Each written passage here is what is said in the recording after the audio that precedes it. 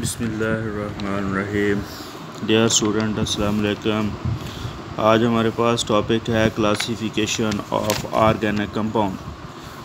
Organic compound की classification करते हैं।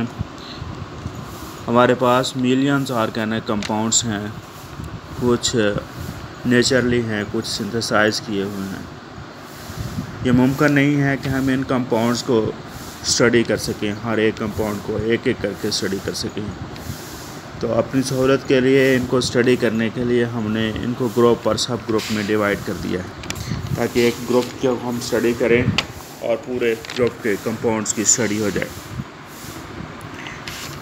तो ऑर्गेनिक कंपाउंड्स को हम दो क्लासेस में डिवाइड करते हैं। ओपन चेन हाइड्रोकार्बन्स होते हैं, यानी ओपन चेन ऑर्गेनिक कंपाउंड्स हैं, और क्लोज चेन ऑर्गेनिक कंपाउंड्स हैं। तो ओपन चेन ऑर्गेनिक कंपाउंड्स ऐसे कंपाउंड जिसमें चेन का पहला और आखिरी कार्बन एटम आज़ाद होता है, वो आपस में नहीं मिलते, उनको हम कहते हैं स्ट्रेट चेन ऑर्गेनिक कंपाउंड कहते हैं, यानी ओपन चेन कहते हैं। जैसे ये देखो, ब्यूटेन है, CH3 CH2 CH2 CH3, ये ओपन चेन है, पहला और आखिरी कार्बन आज़ाद है।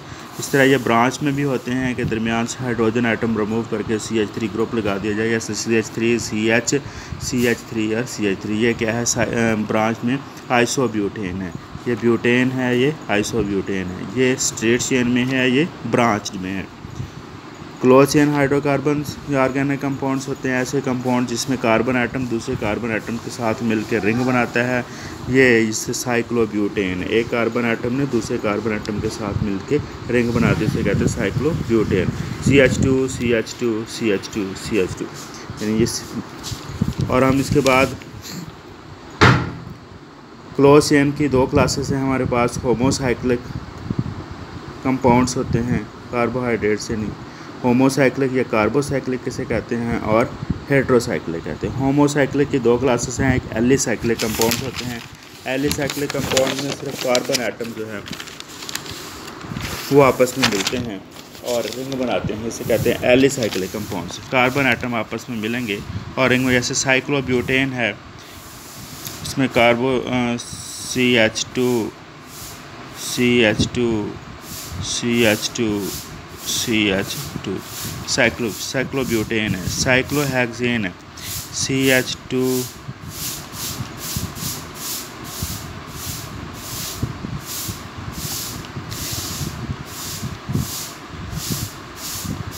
CH2 CH2 CH2 CH2 CH2 और CH2, ये साइक्लोहेक्सेन बन गया। इसी तरह हमारे पास एरोमेटिक कंपाउंड ऐसे कंपाउंड्स हैं जिसमें एक बेंजीन रिंग पाया जाता है, जैसे बेंजीन है, टॉलिन है, फिनोल है, एनिलीन है, बेंजल्डिहाइड है, नाइट्रोबेंजीन है। ये ऐसे कंपाउंड्स हैं, इनको हम एरोमेटिक कंपाउंड ऐसे कंपाउंड होते हैं जिनमें बेंजीन रिंग पाया जाए। और उसके बाद हमारे पास कुछ फ्यूज कंपाउंड होते हैं, जैसे नेफ्थलीन है, फ्रेंथरीन है और एंथ्रासीन है। ये सारे एक बेंजीन रिंग दूसरे बेंजीन रिंग के साथ फ्यूज हुआ। और उसके बाद हमारे पास हेट्रोसाइक्लिक कंपाउंड हैं, ऐसे कंपाउंड्स होते हैं जिसमें कार्बन एटम के अलावा कोई दूसरा एटम भी मौजूद होता है, जैसे पेरिडीन है, क्विनोलिन है, यानी इसमें नाइट्रोजन मौजूद है, इसमें ये भी नाइट्रोजन है। फोरान है, इसमें ऑक्सीजन मौजूद होता है।